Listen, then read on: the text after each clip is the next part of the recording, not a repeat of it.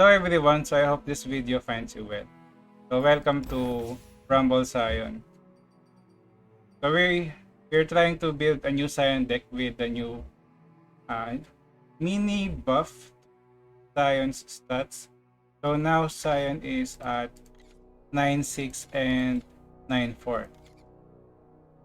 We have received a new +1 on the power of Sion, as well as the Sion return.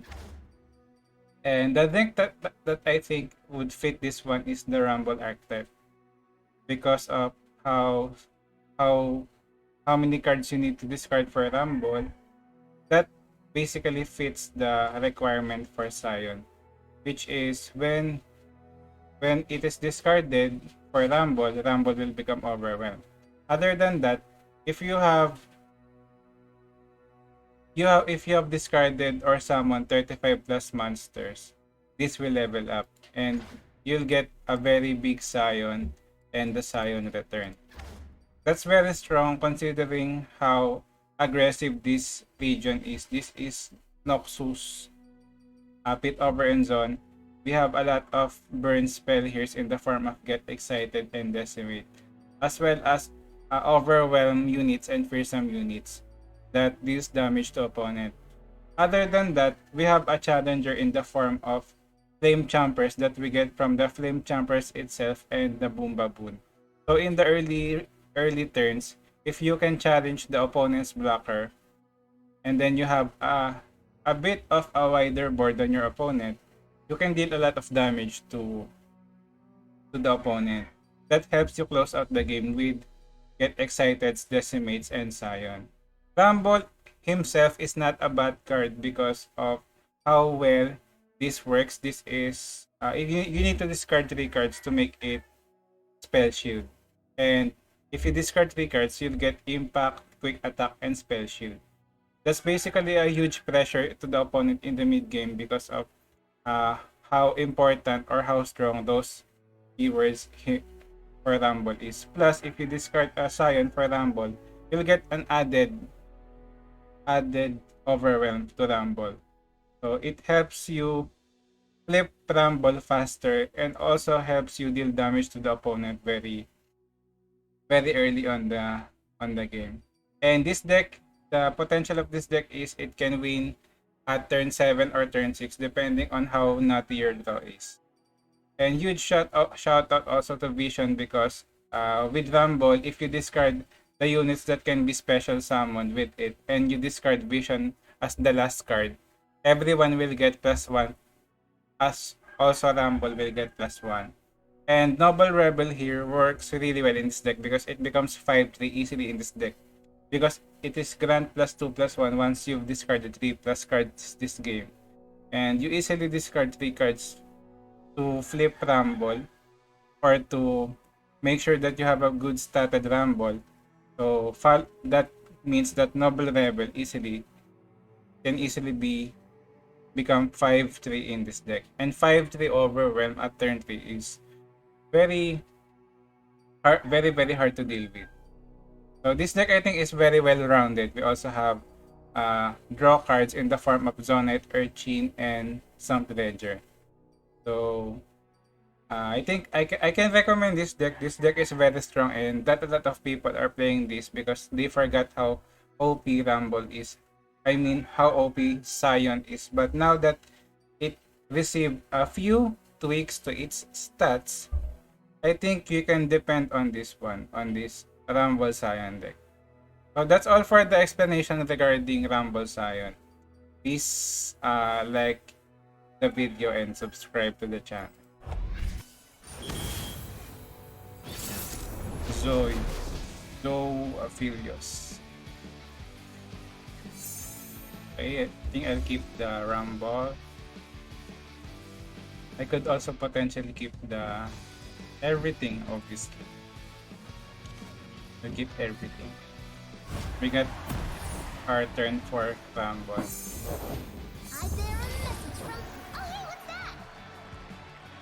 So we can challenge the Zoe with our Chompers.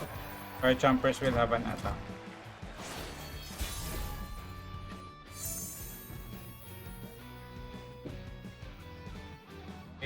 Let's see if better. Okay, let's start with Boombaboon. This is free damage unless he has Mystic Shot. Really? He blocks that. Okay, that's interesting decision. That was surprising for me, the way he played on that.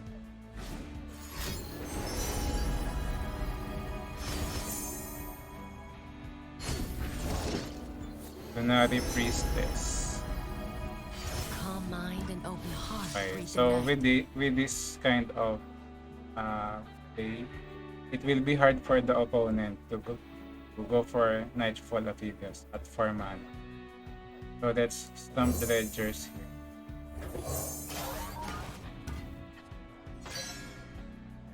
Get excited. Okay. You're not. That's fine. Okay. He dropped the Serpent. That means that he doesn't have the Aphelios. Let's go for the Ramble. Card. Locked and loaded. Come on, baby.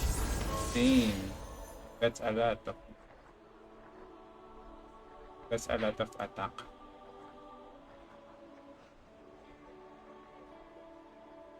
We'll have a very wide board. Opponent needs to at least drop a blocker.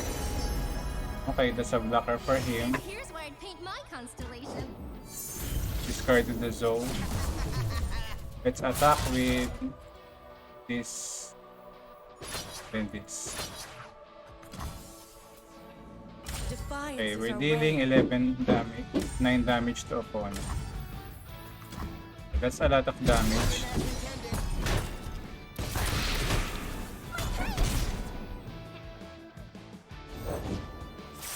We got another one. Okay.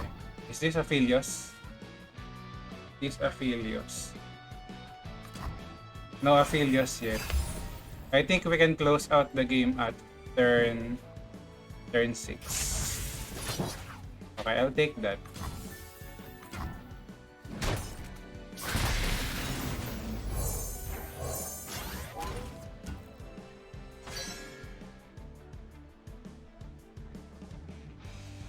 It goes for Aphelios. Let's go get excited phase. Then next turn we can open attack. It will be hard for opponent to stop this whiteboard. Trinket Raid. I think that's just an outer push.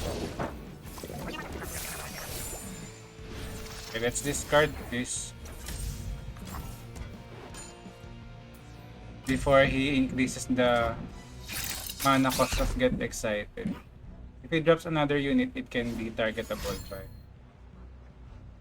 Meteor Shower. By Meteor Shower. That's fine. Pass. Another outer push.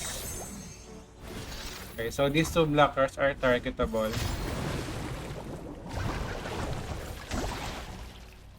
Are we getting Decimate in the top of our deck?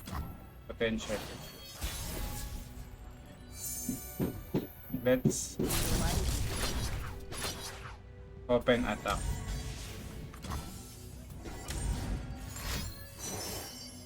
Looking for what?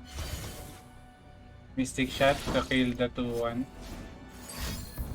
Wow. Special Summon. That's a very good one. Nice tone. Okay, so he discarded the prank.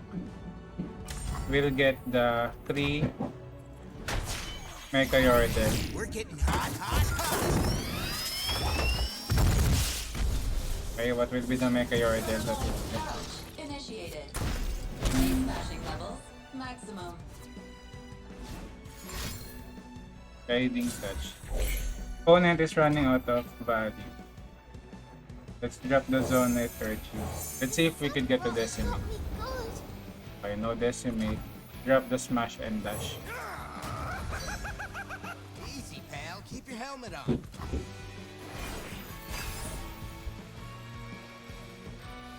Okay. think this is GG for opponent. It'll be hard for him to recover. By GG.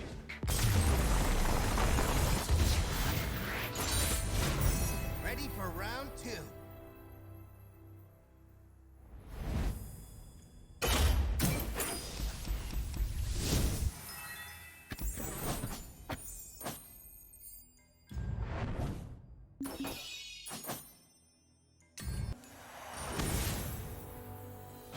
Sentinels.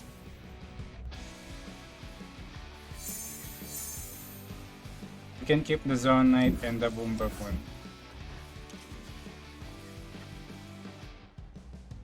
Sion.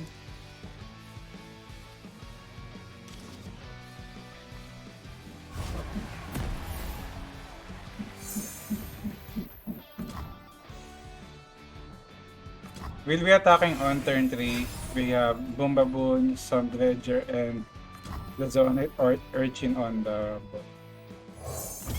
No, Boom Baboon, Sun Dredger plus Flame Chompers next. Ah no, yeah, we're attacking on the turn 3. So let's drop this.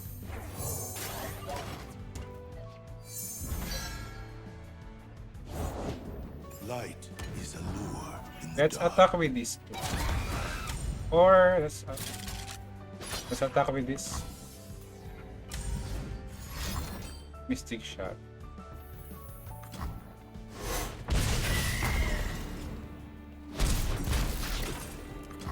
Okay, we dealt 4 damage to him.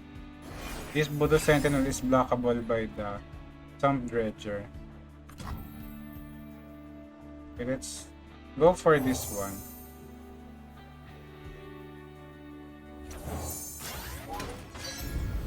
Okay.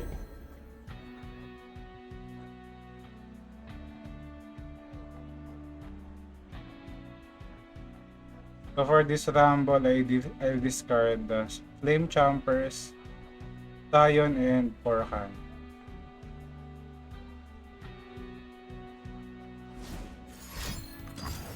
Wow, Thermo Beam. Thermo Beam for how many mana? 5 mana. Okay, let's pass.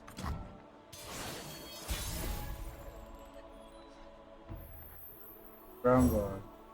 Jumpers, Poro Cannon, Sion. Here comes a new challenger. Rumble is... The sea is too shallow a grave. Let's attack with these two. Or like this. No. Let's attack like this. Seek your fear.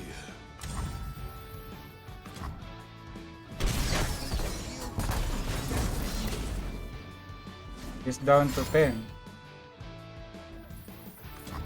Working as intended. If ever Rumble dies, the next Rumble that will drop is already spell shielded. There's nothing a little ingenuity can't fix.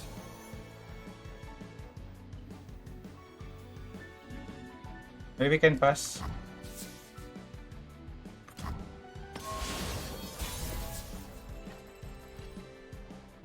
Okay, let's drop the Noble Rebel. We have mana for the new Rumble, if ever he destroys.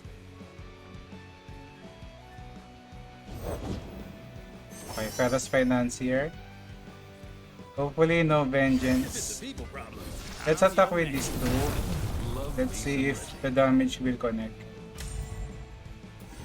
Move or cease. Okay, Vengeance. What's that?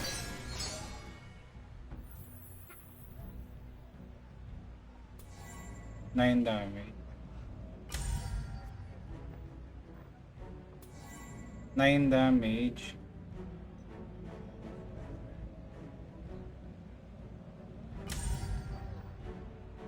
We drop the Rumble here. 6 damage. We can potentially kill him with Double Get Excited.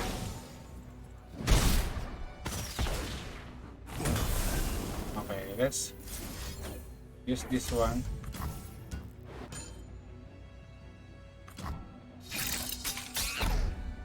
Okay. So I think this deck doesn't have Withering Wail. The only damage that I could have is the piercing darkness. Okay.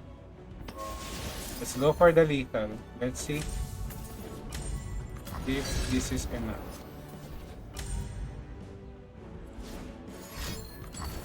Wow.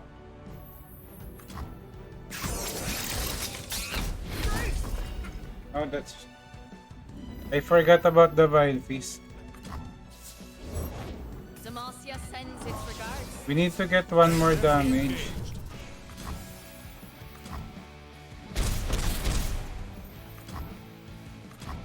One more damage. Sion. Sion could be enough. He basically needs double vengeance. Double vengeance to stop this one. We can drop the Risen Rider for a fearsome attacker.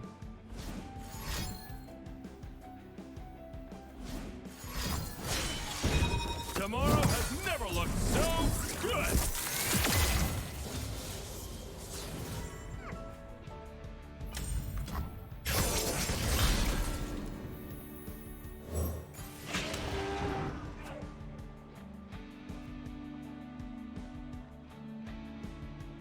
Opponent needs to block the sign. Use of tech. Oh.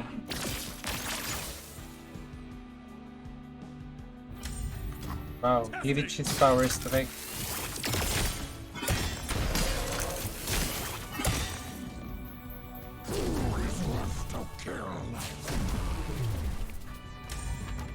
Ah, fearless. 6. He needs to block with the Jace. Okay, it's down to 2. Okay, this will be Nail Biter. Thumbledger. The future is what I Almost. make it. So we have to drop the Thumbledger here.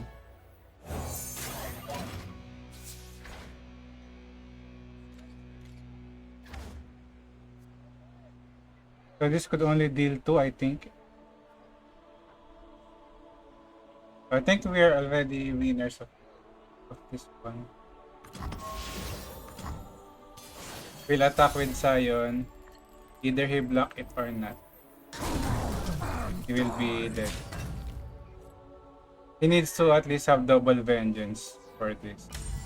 Speak. GG. Okay, what's that? Okay. That's the first vengeance.